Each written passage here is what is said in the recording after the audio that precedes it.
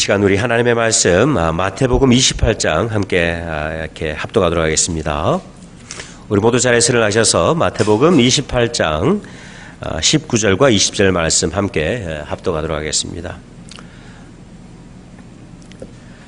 Book of Matthew, chapter 28 verse 19 through 20. 우리 다 같이 한 목소리로 함께 합독하도록 하겠습니다. 시작. 그러므로 너희는 가서 모든 민족을 제자로 삼아 아버지와 아들과 성령의 이름으로 침례를 베풀고 내가 너희에게 분부한 모든 것을 가르쳐 지키게 하라. 볼지어다 내가 세상 끝날까지 너희와 항상 함께 있으리라 하시니라. 아멘. You may be seated. 우리 모두 자리에 앉으시겠습니다.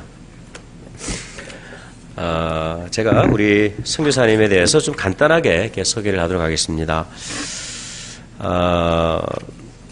통역해 주시기를 부탁을 드립니다. 선교사님은 한국에서 이렇게 오랜 동안 직장 생활을 하시다가 미국으로 유학을 오셨는데요. 미국 유학을 오신 이유는 공부를 위해서 오신 것이 아니라 사실은 선교를 위해서 이렇게 오셨습니다. 선교를 준비하시기 위해서 미국 유학을 하셨는데요. 콜롬비아 대학원에서 석사 과정을 마치셨고, 그리고 텍사스 UT 어스틴에서 박사 학위를 마치셨습니다. 그리고 박사 학위를 마치시던 가운데 이렇게 아메리칸 에어라인에서 이렇게 근무를 이렇게 한 4년 정도 하셨는데요.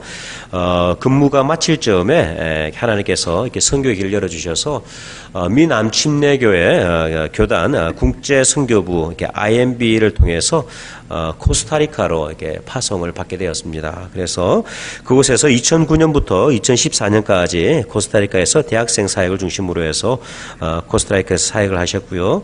그리고 1년 동안 안식년을 가지셨습니다. 안식년을 가지셨고, 그리고 지난 2014년부터 현재까지 우루과이에서 이렇게 동원 사역으로 현재 사역을 하고 계십니다. 참 귀하신 목사님인데요. 가족으로는 윤석화 사모님과 그리고 윤준, 준이는 현재 그 조지타운 유니버시티에서 지금 이렇게 학업을 하고 있고요. 그리고 왕은지죠. 왕은지 조지 워싱턴 이게 대학에서 지금 현재 이제 새 학기를 이렇게 시작을 하게 됩니다. 사실 저는 이렇게 왕용미 선교사님을 신학교에서 이렇게 같이 수업을 하면서 잠시 배웠던 적이 있었어요. 그때는 우리 왕선교사님께서 이렇게 한국 분인지를 몰랐습니다. 성함이 왕씨다 보니까 제가 중국 분으로 그렇게 이렇게 제가 착각을 하고, 그때는 이렇게 잘 중국 분이 이렇게 신학교 오셔서 열심히 수업을 하시는구나 그렇게 생각했는데, 제가 이렇게 멘토 되시는 목사님을 통해서 우리 왕선교사님을 소개를 받았는데 사진을 보고 깜짝 놀랐어요. 제가 알고 있던 그 중국 분이 한국 분이었다는 것을 사진을 통해서 제가 알게 됐는데, 네, 우리 왕 선교사님 참 귀한 선교사님이신데요. 우리 선교사님 나오셔서 이렇게 하나님의 말씀 또 이렇게 선교지에서 있었던 여러 가지 이렇게 은혜들을 나누시게 될 때 여러분 귀한 은혜 나누시기를 부탁을 드리고요. 우리 선교사님 나올 때 우리 박수로 환영해 이렇게 인사해 주시기 바랍니다.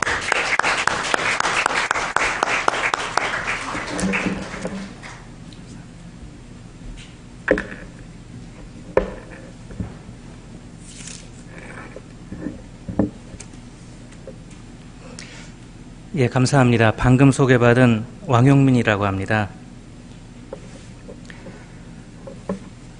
저희를 초대해 주시고 또 이렇게 환대해 주신 김성구 목사님과 생숙교회 여러분들에게 정말 감사를 드립니다. 아내와 어제 하루를 잠깐 지내면서 그런 이야기를 나눴습니다. 이렇게 환대받아도 되는 걸까? 분에 넘치는 환대를 받으면서 예수님이 탔던 나귀의 생각을 하게 됩니다.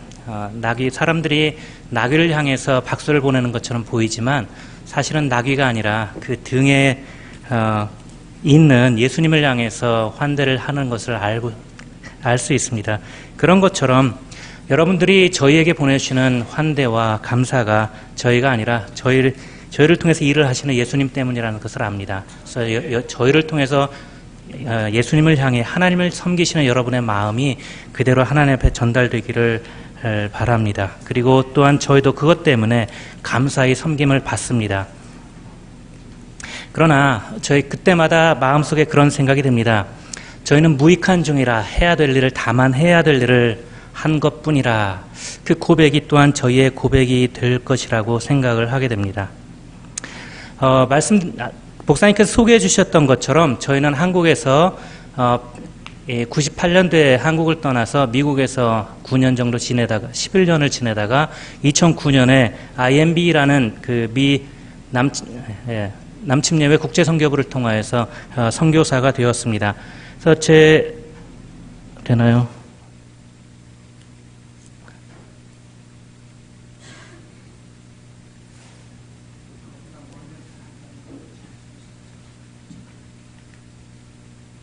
예.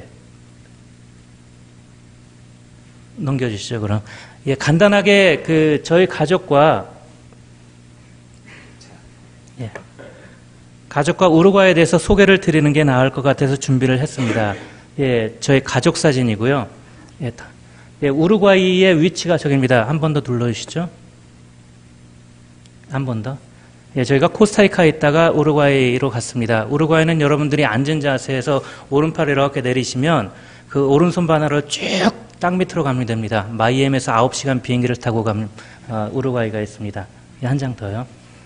이 우루과이만 확대해 보면 저렇게 되어 있는데 저 아랫부분에 있는 것이 여기가 이제 몬테비데오라는 수도가 있습니다. 우루과이는 다른 중남미 나라들과는 다르게 굉장히 아주 다른 특징을 가지고 있습니다. 일반적으로 중미와 남미는 우루과이를 제외한 모든 나라들이 카톨릭 국가입니다. 카톨릭 국가라는 것은 카톨릭이 나라의 국교라는 나라의 종교라는 이야기고 정부의 세금을 이용해서 교회를 짓고 종교 활동을 지원한다라는 이야기가 됩니다. 그런데 우루과이는 100년 전부터 종교와 정치를 분리를 해놔서 국교가 있지 않습니다. 그러다 보니까 우루과이에서 중점이 되어지는 것은 휴머니즘 또는 인권 이런 쪽으로 많이 강조가 되어서 이 보통 카톨릭 국가에 있는 모든 명절의 이름도 이름을 다 바꾸어 놓았습니다.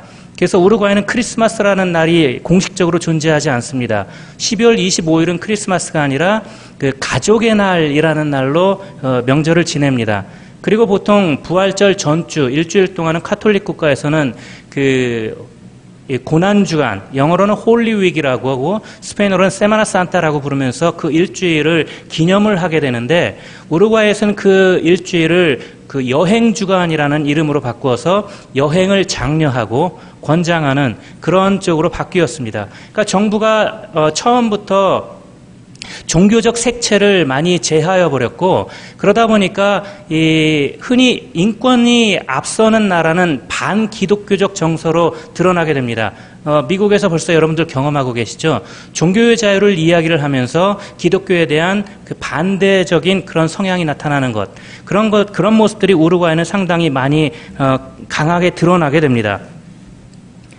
예, 우루과이에는 원주민이 현재 남아있지 않습니다. 그래서 우루과이의 모든 사람들은 얼굴 형태가 백인의 형태이고 우루과이 사람들은 스스로를 향해서 유로피언이라고 생각을 합니다. 그래서 라티노라고 생각을 잘 안 합니다. 예, 다음 슬라이드요. 그래서 숫자만 보면 이렇게 카톨릭이 45%라고 되어 있지만 사실은 저건 형태적인 거고 카톨릭 교회조차 찾기가 잘 눈에 들어오지 않을 정도로 그 흔적이 영향력이 남아있질 않습니다. 예, 다음이요. 우루과이의 그림들을 좀 보시면 좋을 것 같아서 축구를 좋아하시는 분들은 알 겁니다. 수아레스라고 부르는 축구 선수인데 저 얼굴 형태가 전형적인 우루과이 사람의 모습입니다. 예, 마지막 사진에 보시면 한 장 더. 예, 저기 들고 있는 게 마약이 아니고요. 티를 마시는 겁니다. 독특한 형태의 티를 마시는데 저 티를 이제 마떼라고 부릅니다. 마떼라는 것을 마시는데 항상 끼고 다닙니다. 택시 운전사도 끼고 다녀요, 운전할 때. 그래서 항상 마떼를 들고 따뜻한 물, 뜨거운 물 갖고 있는 보온병을 끼고 이렇게 끼고 다닙니다. 어디 가나 있습니다. 이 마떼는 그 사람들과의 친밀감을 나타내어주는 표시이기도 합니다. 그래서 마떼를 마실 때 각 사람 저거 하나씩 마시는 게 아니고 사람들이 모여있으면 자기가 한번 다 마신 다음에 뜨거운 물을 부어서 그 컵 통째로 갑니다. 빨대채로. 그래서 그 빨대 하나를 가지고 쭉 돌려서 그렇게 마시게 됩니다. 그래서 어떤 사람들은 그걸 싫어하는 경우도 있긴 한데, 그런데 그렇게 다 마시더라고요. 그 감기 들었건 뭐건 상관없이 그냥 마십니다. 그래서 선교사로 가서 처음에 저걸 마실 때 그냥 놀랬어요. 자기가 마시던 걸 물만 부어서 이렇게 쭉 오는데 굉장히 당황했습니다. 그래도 마떼를 마시던 거에 그 초대된다는 것, 저 컵을 받는다는 건 상당한 의미를 갖습니다. 그 마떼를 마시는 사람의 입장에서 마떼를 마실 만큼 가까운 친분을 의미하기도 하기 때문입니다. 그래서 많은 경우는 옆 사람이 마떼를 마시고 있어도 그 사람이 주지를 않습니다. 그래서 그 사람들의 공통적인 문화를 나도 좀 마실까라고 그렇게 요청하지 않습니다. 그래서 마떼는 이 우루과이 문화를 나타내어주는 독특한 형태라고 볼 수 있습니다. 다음 장이요. 없나요? 예, 요게 제가 준비한 우루과이에 대한 설명입니다. 말씀을 나누기 전에 저 생각이 났습니다. 어떤 말씀을 나누면 가장 좋을까? 저는 생숙교회에 요청을 받고 나서 사실은 굉장히 은혜가 됐습니다. 왜냐하면 제가 개인적으로 그 목사님을 아는 것도 아니었고 생숙교회를 아는 것도 아니었는데 이메일로 연결이 돼서 이제 저희를 기도해 주시겠다고 하고 또 이렇게 저희가 마침 미국을 나올 때 초대되어서 이렇게 저희의 삶을 나눌 수 있는 기회가 되는 것이 얼마나 저에게 큰 격려가 되고 힘이 되는지 모릅니다. 그러면 이렇게 한번 기회가 있을 때 어떤 말씀을 나누는 것이 가장 좋을까라는 생각을 하게 되었는데, 그러다가 금년 초 3월에 있었던 한번 한국을 떠들썩하게 있었던 그 사건 하나가 기억이 났습니다. 금년 3월에 이 알파고라는 그 컴퓨터 프로그램과 이세돌 구단이라는 그 바둑을 두는 사람이 그 대국을 벌인 적이 있습니다. 그 사건은 한국에서는 일반적으로 이세돌 구단은 바둑을 좋아하는 사람들에게는 굉장히 인기가 있는 사람이었지만 바둑을 벗어나는, 바둑을 모르는 사람에게는 사실은 별로 알려지지 않은 사람이었던 걸로 기억을 합니다. 그런데 이 대국이 끝나고 나서, 5번의 대국이 끝나고 나서 4번이었나요? 끝나고 나서 온 그 한국의 모든 국민들이 이 이름을 알게 되었어요. 그리고 알파고라는 이름도 알게 되었습니다. 그러다 보니까 이 기계를, 인공지능을 이야기하는 건 다들 이제 알파라는 이름을 붙여서 많이 하는 것을 보게 됩니다. 저는 기억나는 게 세 번째 대국에서 이세돌 구단이 이기는 듯 하다가 결정적으로 집니다. 그리고 나서 이제 기자들의 질문을 받았는데 그 구글 쪽에서 질문을 받았죠. 알파고를 제작을 한 기자가, NH 기자가 그런 질문을 했습니다. 그 대국 중에 한 수가 모든 전문가들이 보기에 이거 실수다, 컴퓨터가 실수했다라는 부르는 수가 있었습니다. 이건 잘못 둔 거야, 저런 수를 둘 수가 없어. 그랬는데 결과적으로 게임이 끝나고 나서 보면 그것 때문에 그 게임을 이겼다라고 평가를 합니다. 다시 말하면 컴퓨터가 사람이 두어보지 않은 수를 둠으로 인해서 그 게임을 이기게 되었는데, 그 NHK 기자는 이렇게 질문을 했습니다. 만약에 이 알파고 프로그램을 의학 분야에, 의료기기에 적용을 했을 때 모든 전문가들이 보기에 옳지 않은 방법이라고 하는 것들을 만약에 컴퓨터가 했을 때 우리는 어떻게 평가해야 되느냐? 사람의 지식을 넘어가는 그런 방법을 선택을 했을 때 우리는 어떻게 반응해야 될까라는 그 NHK 기자의 질문이었습니다. 그 이후로 사람들에게는 그런 인식의 전환들이 생기기 시작했다고 기억을 합니다. 그 뒤에 신문에서는 무인자동차 이야기가 나올 때마다 무인자동차가 실현되었을 때 나타나게 된 윤리적 문제를 들고 나왔습니다. 무슨 뜻이냐면 무인자동차가 완성이 되었을 때, 거리에서 달리게 될 때 부득이한 그 사고의 순간 길을 건너고 있는 수많은 몇 사람을 살리기 위해 운전자를 죽는 선택을 할 것이냐, 아니면 운전자를 살리고 길을 건너는 사람들을 다치게 하는 선택을 할 것이냐. 이것은 더 이상 프로그램, 기술적인 문제가 아니라 윤리적인 선택을 의미합니다. 그런 논의가 되는 것들을 신문을 통해서 접하고 여러 가지 생각들이 들었습니다. 다시 말하면 우리들은 어쩌면 그 기술 자체에, 기술을 실현하는 데만 관심을 집중하고 있다가 마침내 그것이 되었을 때 가지고 오게 되는 변화, 파장, 이런 것들을 채 준비하지 못하고 있다라는 것이지요. 저는 말씀을 보다가 비슷한 현상들을 목격하게 됩니다. 하나님의 말씀을 우리가 열심히 연구를 합니다. 그리고 이해를 합니다. 그런데 어느 순간 그 말씀을 내가 적용하기 시작을 했을 때, 내 삶 가운데 말씀에 따라 살려고 하기 시작을 했을 때 내가 생각지 못했던 여러 가지 변화를 가져오게 됩니다. 그 영향력은 기존에 아무도 생각해 보지 못했던 전혀 엄청난 것인 경우가 너무나도 많습니다. 저는 오늘 여러분들에게 너무 익숙한 이 지상명령, 이 말씀을 가지고 이 말씀이 가지고 올 그런 영향력을 좀 한두 가지 나누어 보려고 합니다. 사실 지상명령만큼 많은 교회에서 많은 목사님들에 의해서 설교되어진 말씀은 없는 것으로 생각이 됩니다. 그런데 이 지상명령의 말씀은 선교사로 되고 나서 저도 수없이 많이 묵상을 하지만 이 말씀은 뭔가 부딪히는 모순적인 내용이 참 많이 담겨져 있습니다. 지상명령의 시작은 그렇게 되죠. 가라. 모든 족속으로 모든 민족을 제자를 삼아라. 적어도 이 짧은 두 구절의 말씀 가운데 모든이라는 단어가 4번이나 등장을 합니다. 그리고 여러분들이 이 앞구절에 나타나는 배경을 잠시만 살펴본다면 이 말씀은 정말 말이 안 되는 말씀이에요. 이 말씀을 준 장소를 기억하십니까?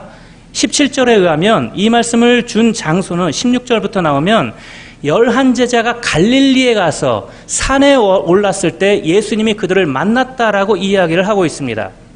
그리고 그 중에 어떤 사람들은 아직도 의심하는 사람들이 있었다라고 이야기를 합니다. 11명이면은 여기 앞에 한 두세 줄 앉아있는 그 숫자가 11명입니다. 그리고 그 중에 일부는 아직도 의심을 하고 있었습니다. 그런데 그들을 향해서 예수님께서 그렇게 얘기를 합니다. 가라. 모든 민족으로 제자를 삼아라. 그것도 갈릴리는 어디냐면 예루살렘이 아니에요. 예루살렘은 도시의 수도로서, 나라의 수도로서 굉장히 큰 도시지만 갈릴리는 예루살렘에서 조금 떨어진 작은 도시입니다. 시골 마을이에요. 어쩌면 셔우드일지도 모르겠어요. 달라스처럼 큰 도시가 아니에요. 5시간, 6시간 떨어진 작은 동네.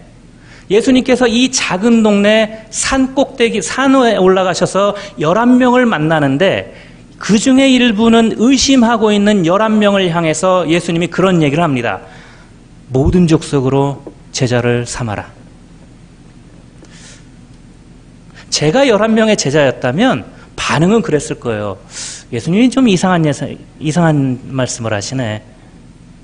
아마 죽음에서 살아나셔서 현실 감각이 떨어졌나 보다. 좀 가르쳐 드려야 돼.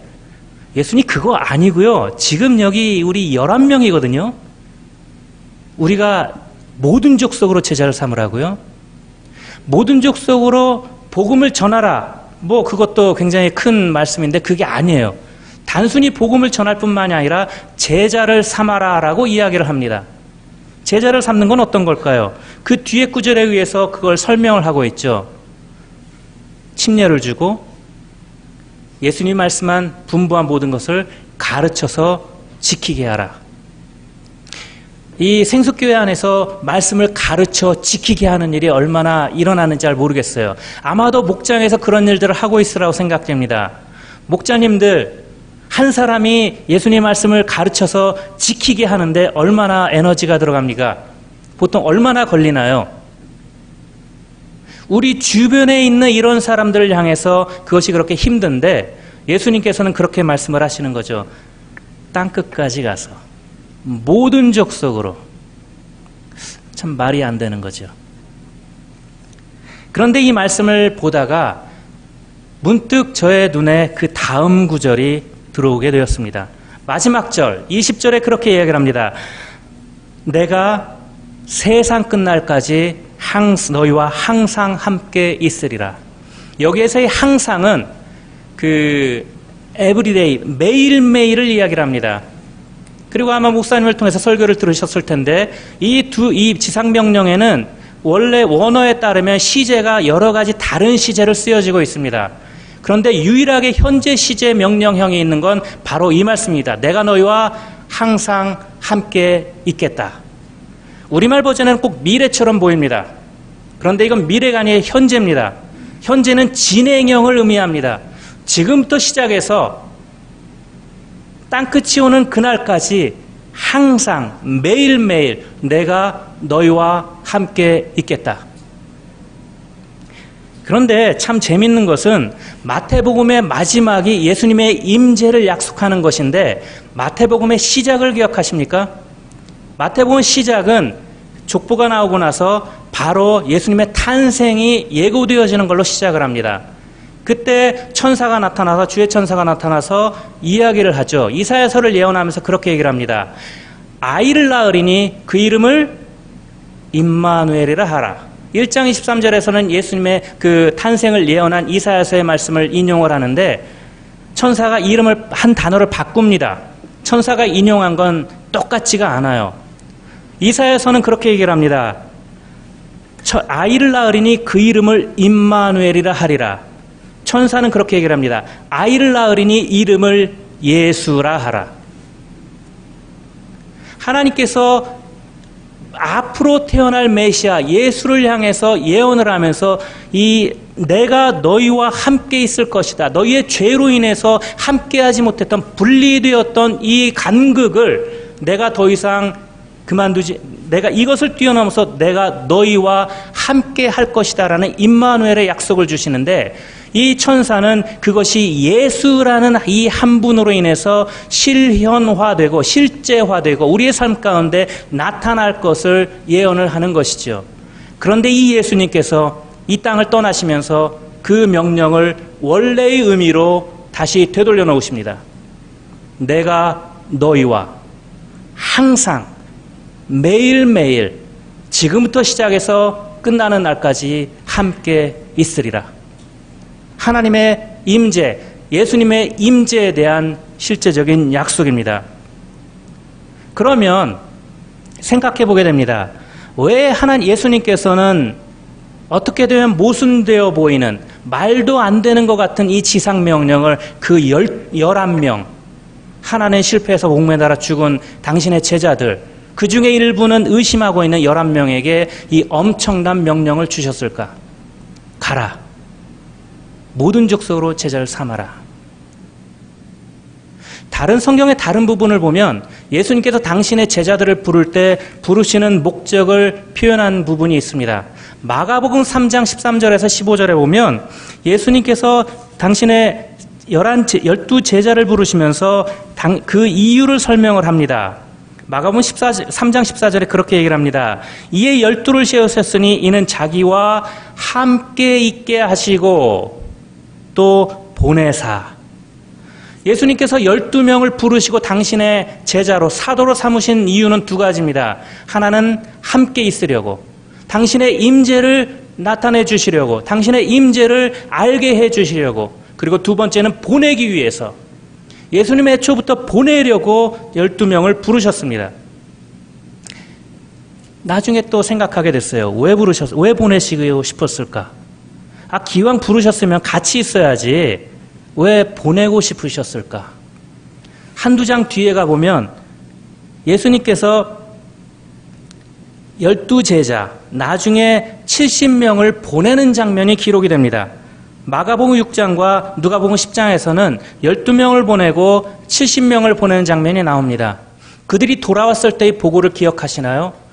예수님, 제가 주의 이름으로 말씀을 하니 귀신들이 쫓겨납니다. 제가 주의 이름으로 안수를 하니 아픈 자가 나았습니다. 그런데 이 제자들이 놀란 이유는 무엇이었을까요?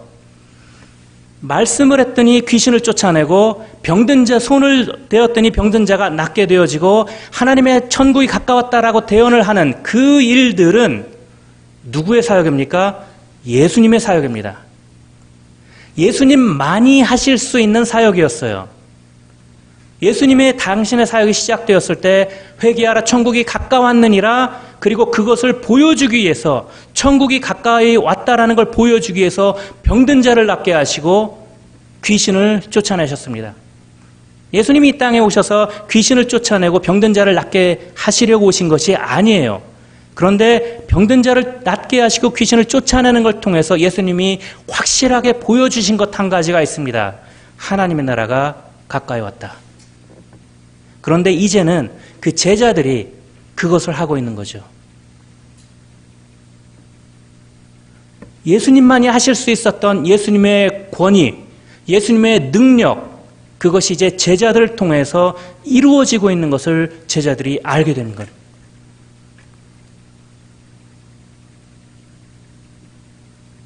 저도 그런 걸 할 수 있네요, 예수님. 그랬더니 예수님이 그렇게 대답을 하죠. 내가 사탄이 하늘로서 떨어지는 걸 보았노라. 그러나 그런 것들로 기뻐하지 말고 너의 이름이 생명책에 기록된 것으로 기뻐하라. 아마도 예수님께서는 제자들을 보내실 때 단순히 병든 자를 낫게 하고 귀신을 쫓아내는 것을 기대하셨던 게 아닌 것으로 보입니다. 예수님의 관심은 다른 데 있었던 것으로 보여요. 어떤 것이냐면 예수님의 권위, 예수님의 능력이 나를 통해서 이루어지는구나. 다시 말하면 변형된 형태로 더 확장된 형태의 예수님의 임재입니다. 그들은 비록 보내심을 받았습니다. 보내심을 받았는데 그곳 가운데 당신의 능력이, 예수님의 능력이 함께 합니다. 묻습니다. 언제 더 우리는 내 아내의 임재를 확실하게 느끼나요? 함께 있을 때입니까? 아니면 아내가 뭔가 써준 작은 편지 혹은 아내가 써준 도시락 이런 것 때문에 더 임재를 느끼나요? 함께 있다라는 건, 육체적으로 함께 있다라는 것이 우리에게 큰 위로와 힘을 주는 것은 맞습니다. 그러나 그것을 넘어서, 육체적인 함께함을 넘어서 그분이 가지고 있는 그분만의 능력과 그분만의 특성이 나의 삶을 통해서 이루어진다라면 그것만큼 확실한 임재는 없습니다. 다시 지상명령으로 돌아옵니다. 예수님께서 이 지상명령을 주시면서 시작을 그렇게 합니다. 18절에 보면 저희가 읽지 않았는데 예수님이 지상명령을 주시면서 시작을 그렇게 하세요. 예수께서 나와 말씀하여 가라사대 하늘과 땅의 모든 권세를 내게 주셨으니 그러므로 가서 제자 삼으라라는 것의 시작이 아니고 하늘과 땅의 모든 권세를 나한테 주셨으니까 그러니까 가라. 다시 말하면 가라라는 건 이 앞에 부분이 있기 때문에 가능한 것이고 가라라는 건 하늘과 땅의 모든 권세, 예수님의 권세가 이들과 함께 간다라는 것을 의미합니다.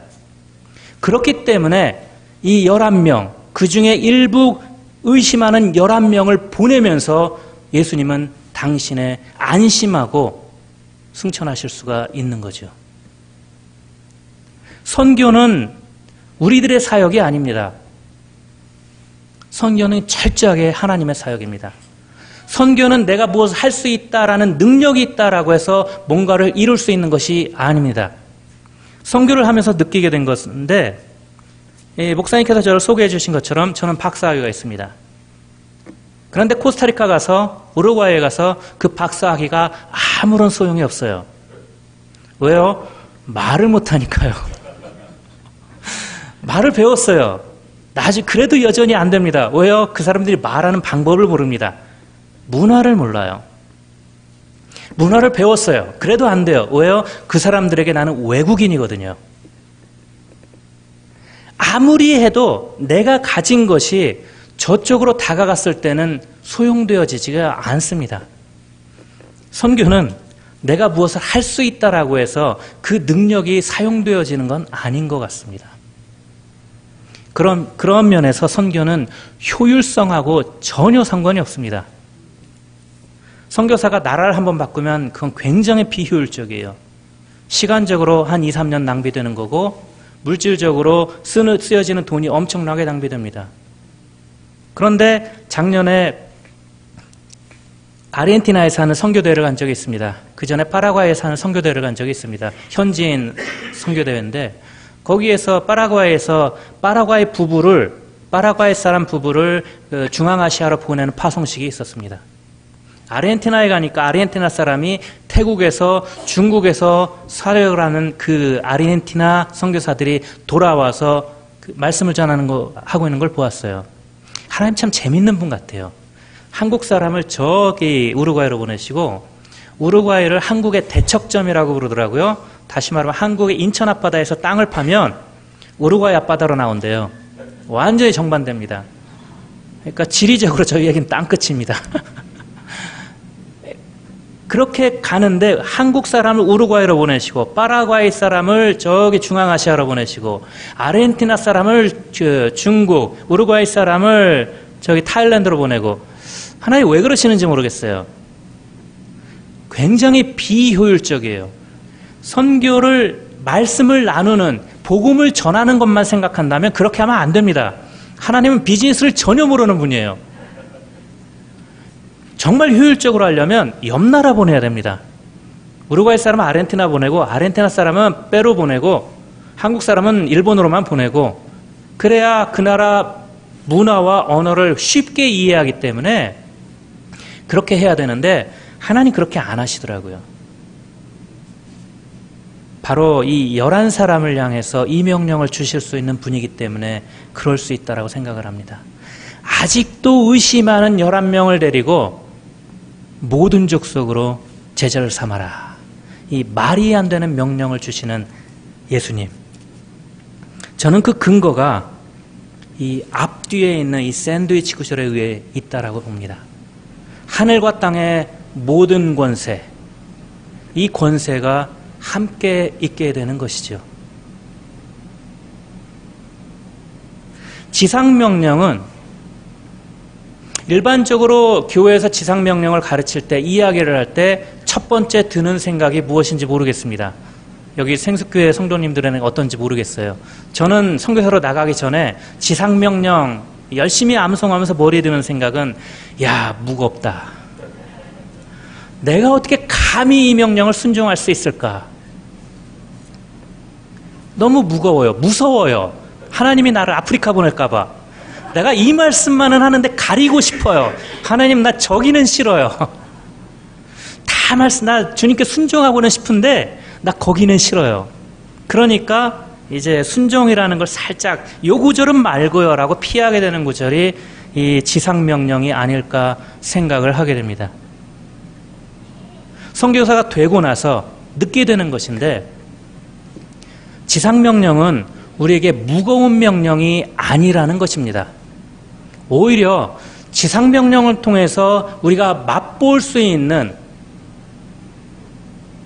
축복이 있어요.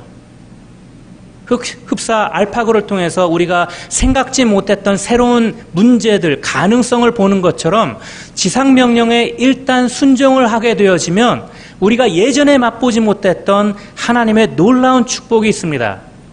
하늘과 땅의 모든 권세, 그것이 바로 나를 통하여서 우리의 삶을 통하여서 이루어질 수 있다라는 것이죠. 나는 믿음이 없습니다. 중요하지 않습니다. 할 수 있는 게 없습니다. 중요하지 않습니다. 왜요? 우리가 하는 게 아니니까요. 예수님이 기대하는 건 단 한 가지입니다. 갈래? 일단 순종을 할래? 오후에 기회가 되면 나누어 보겠지만 이 순종의 하나님 예수님께서 이 11제자들을 통해서 순종을 해서 결국은 땅끝까지 이 한국까지 미국까지 우루과이까지 복음이 전하게 만들어온 그 비밀은 그 11명의 탁월성에 있는 게 아니고 아직도 의심하는 11명 이면에서 뒤에서 역사하시는 하늘과 땅의 모든 권세를 가지신 예수님께 있습니다. 그렇다면 저희도 오늘날 이 셔우드라는 조그만 도시에 사는 이 생숙교회 여러분들도 이 축복을 맛볼 수가 있다라는 것이죠. 중요한 것은 말씀이 무겁다라는 것이 아니라 하늘과 땅의 모든 권세가 내 삶을 통해서 이루어질 수 있다라는 것입니다. 그럼 어떻게 해야 될까요? 뭐 예수님 말씀이 그런 거니까 가라라는 거죠. 가라라는 것은 여러 가지 의미를 살펴볼 수가 있지만 쉽게 저의 삶을 통해서 하나님께서 제게 주신 것들을 통해서 한두 가지 설명을 드리면, 가라라는 것은 내가 가진 것을 중요하지 않게 여기는 데서 시작을 합니다. 선교사는 많이 가질 수가 없습니다. 이사 다녀야 되니까 가지면서 짐이 줄어요. 그 줄이고 줄였는데 아직도 생각이 듭니다. 아직도 가진 게 너무 많다. 그래서 책을 다 없앴어요. 그리고 남아있는 책 또 없애려고 생각 중입니다. 가진 것을 줄여가면서 내가 가진 것이 중요하지 않다라는 것의 그런 인식에서 시작이 됩니다. 그리고 가는 행동은 새로운 것을 배우는 것을 필요로 합니다. 간다라는 건 내가 아는 걸 가지고 사용하겠다라는 게 아니라 그곳 가운데 가서 모르는 사람들과 친구되는 것을 의미하는데, 그들이 사는 방식으로, 그들이 말하는 방식으로 내가 배우는 것을 의미합니다. 다시 말하면 간다라는 것은 내가 익숙하고 편안한 방법을 떠나서 내가 만나는 사람들 중심으로 생각을 한다라는 것을 의미합니다. 그리고 간다라는 것은 내가 환영받고 사랑받는다는 것이 아니라 내가 먼저 환영하고 내가 먼저 사랑한다라는 것을 의미합니다. 간다라는 건 내가 주체 의식을 가지고 의식적으로 다른 사람에게 다가가는 걸 의미합니다. 예수님께서 이웃을, 하나님을 사랑하고 이웃을 사랑하라라고 했을 때 율법사가 묻습니다. 그럼 누가 내 이웃입니까? 그런데 예수님께서는 이 선한 사마리아인의 비유를 통해서 묻습니다. 누가 강도 만난 자의 이웃이냐? 우리는 너무도 신앙생활을 우리 중심적으로 생각을 합니다. 그런데 예수님은 아마도 그 중심의 생각의 출발점이 저희가 아니기를 기대하시는 것 같아요. 누가 강도 만난 자의 이웃이겠느냐? 누가 셔우드에 있는 저 사람들의 이웃이겠느냐? 누가 우루과이 사람들의 이웃이겠느냐? 한 걸음 내딛는 것, 내가 가진 편안한 것을 벗어나서 내가 만나는 사람들의 입장에서 이해를 해주고 그들의 필요를 찾아보아주고 그들을 먼저 사랑하는 것, 그것이 지상명령을 순종하는 첫 번째 발걸음이 아닐까 생각을 합니다. 한 가지 기억할 것은 지상명령은 개인에게 주신 명령이 아닙니다. 12제자에게 주신 것이고 결국은 교회에 주는 말씀입니다. 교회로서 어떻게 이 예수님의 지상명령을 우리는 순종할 수가 있을까요? 충분히 고민해 볼 만한 질문이라고 생각을 합니다. 이건 오후에 좀 더 나눠보기로 하겠습니다. 이 시간에 말씀을 맺으면서 그런 기도를 같이 해보고 싶습니다. 하나님, 저의 삶 가운데 하늘과 땅의 모든 권세가 제 삶 가운데 이루어지는 걸 저도 볼 수 있을까요? 저는 아무것도 할 수 있는 게 없다고 생각합니다. 하나님, 그럼에도 불구하고 저를 사용해 줄 수 있을까요? 제가 무엇을 하기를 원하십니까? 이번 한 주, 새로운 한 주를 열면서 하나님, 제가 다가가야 될 그 이웃은 누구일까요? 그 사람을 보여주십시오. 한 사람의 이름만 떠오르게 해주십시오. 제가 이번 주에 그들을 위해서 기도하고 찾아가고 친구가 되기를 원합니다. 이렇게 기도해 보시지 않겠습니까? 이것이 우리가 하늘과 땅의 모든 권세가 내 삶을 통하여서 그리고 생수교회를 통하여서 실현되어질 수 있는, 발휘되어질 수 있는 비결이라고 생각합니다. 기도하겠습니다.